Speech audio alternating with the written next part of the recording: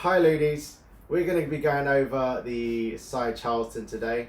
So it's a little bit of a request from someone. We've covered it before, but we're going to go over it again. Because you love it all so much. Yeah.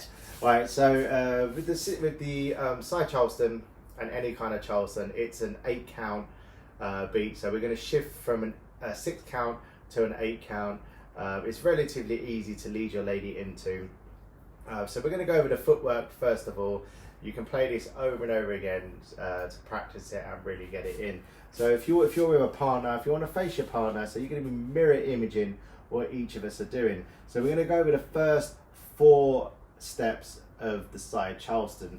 Okay, so you're going to start off with your lead leg, and you're going to have the first 4 counts. So your first 4 counts, you're going to start off with a rock step. So have your rock steps, so your 1, 2, and in your 3rd and 4th count is going to be a kick just straight down. You're going to kick up like you're kicking the balls. Just kick straight down, and then you're going to come down with that foot. So it is, get out of the way. All right, so it's a 1, 2, 3, 4. Okay, so you're not going to like kick a football. What you're kind of doing, you've got to imagine you've got a pipe, and your foot's going to go over this pipe, and then you're going to kick a ball. That's kind of like how it's going to work. So you've got a rock step, over, kick, down. Okay, we give that a go. 5, 6, 7, and a 1, 2, 3, 4. Okay, that is your first 4 counts of the Side Charleston. So right now your weight is going to be on your left leg leads. Ladies, on your right. Okay, so your next 4 counts is where you're going to have to keep your balance for a little bit. It's kind of awkward to do this by yourself. It is easier when you have a partner. So the next 4 counts will be a kick, middle, back, and then down. And again, after she stops fussing with the dog, it's going to be a kick, middle, back, and then a down. Okay. Please don't forget that back. It's really important. Some people just do kick, middle, down, and then you're doing 7 counts instead of 8. It's really important you remember the back and then down.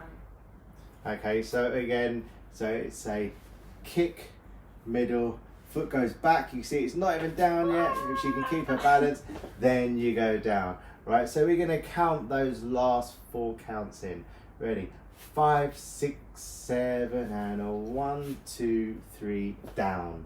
Okay, so if we do that all together, your timing will be a 5, 6, 7, and a rock step, kick, down, kick, middle, back, down, and 1, 2, 3, 4, 5, 6, 7, and a 1, 2, 3, 4, 5, 6, 7, 8, and rock step. Okay, that is the basic footwork when you're doing the Side Charleston. Obviously, it all depends how you're doing it. You see people jumping around and doing it, so it all depends what your partner's like and how they're able to do it. So obviously people are going to be of different ages, different kind of strengths and weaknesses. Basically, be considerate. If you can see someone can't hop and skip and jump, then be a bit calmer with them when you do it. Okay, so when you have your lady, so the best way to get your lady into the Side Charleston is what we call a J lead. Okay, so imagine you just brought your lady onto your hip and you have her in this side position. So the best thing to remember is you have this gap here. You don't want to have a gap. I like to teach without a gap. It just makes sure you've got that contact with your partner. So if I just grab my trusty coaster. You need that's to the go one. and learn some English That's the first. one. Yeah. So you've got a T coaster. So if you pop that in between you both, and you're going to hold it on your hip, that's literally what you're going to do. So when you're in this position and you do the Side Charleston, if you go too far apart, it's going to drop, and you've lost that connection with your partner. So what we're going to do, we're going to do that footwork. If you haven't got a T coaster, some of you really don't care about the rings on your table, you just stomp it down. Get a bit of paper. That's the first thing I saw. So we're going to go in between your hips and lead. You're going to use your right hand. It's going to go on your lady's hip, and you're going to pull yourself in, and that's what's going to hold you together. But the reason it is so important to have this connection is because if you don't have this connection, and your lead decides to do the side Charleston, you're not going to feel the lead, you're not going to know that it's about to happen. Whereas if you are joined at the hip, quite literally, you've got no choice but to go with your lead. He's properly leading the move. Okay, so once you've got your bit of paper or your pen or whatever you can find to go in that gap, pop it in there, and we're going to give it a go from this position. And I'll show you what it's like. We're going to keep it clamped in, and I'm going to see what it's like once we lose the coaster, and you're going to see what it looks like.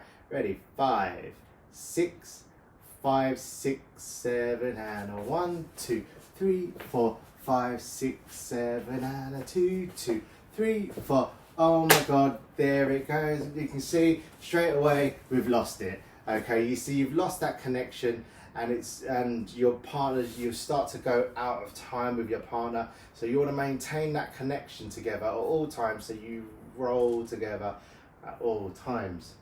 Yes. Would you like to say anything else?